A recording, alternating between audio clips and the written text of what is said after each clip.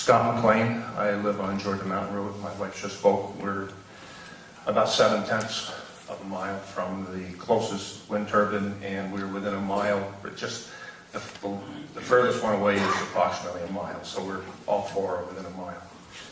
I was really going to talk about, and I will talk a little bit about it, about the sound monitoring that I had done.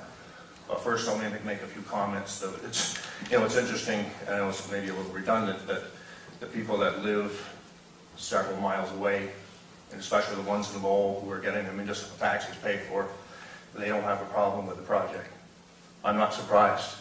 It seems a bit of a conflict of interest there. I mean, I think they're just here as cheerleaders for the project tonight. Like Luann's said, like my wife said, if you're not living it, you don't appreciate it. It's the laying in bed at night and you just hear this thump, thump, thump, thump, thump. You're watching TV, the TV's on, and you hear the thump, thump, thump over the TVs. It's just, like my wife said, there's many times we don't hear it. There's a lot of times we do. There's so many variables, wind direction, ground speed wind elevation, humidity, all these things affect what you hear. Back after the project was approved, and we went out, and one of the other neighbors, a couple of the other neighbors and ourselves, we pitched in and we bought certified sound monitoring equipment. I spent hours and hours and hours learning how to use that. I was mentored by Rick James, by Art Lindgren out of Maine, who lives on Vinyl Haven, who can no longer use his summer home on Vinyl Haven because of the wind turbine noise.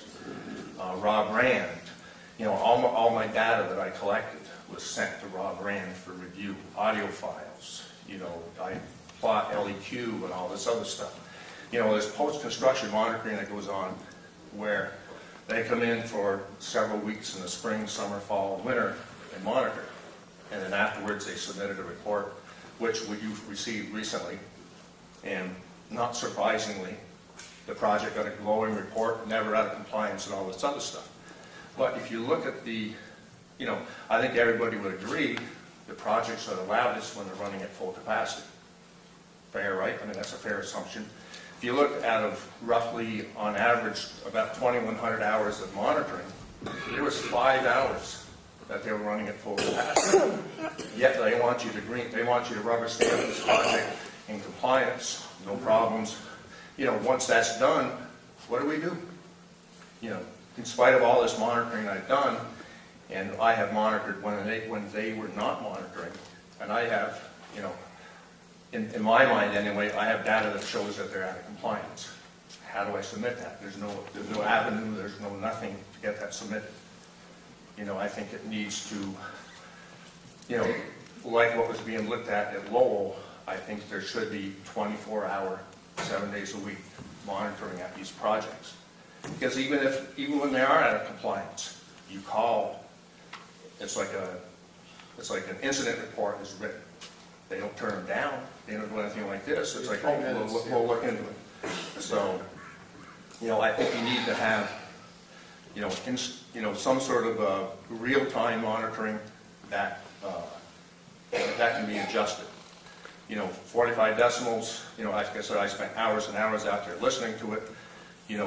Middle of the night when I'm hopefully getting some good readings. 45 decibels is loud. The standards for these projects going forward should be based on the pre-construction ambient noise level. It shouldn't be just this, 45 decibels, because 45 decibels in an area that pre-construction was high 20s, low 30s, more than doubles the sound. I mean, you're destroying the lives of people that live near these things. Thank you. Appreciate your comment.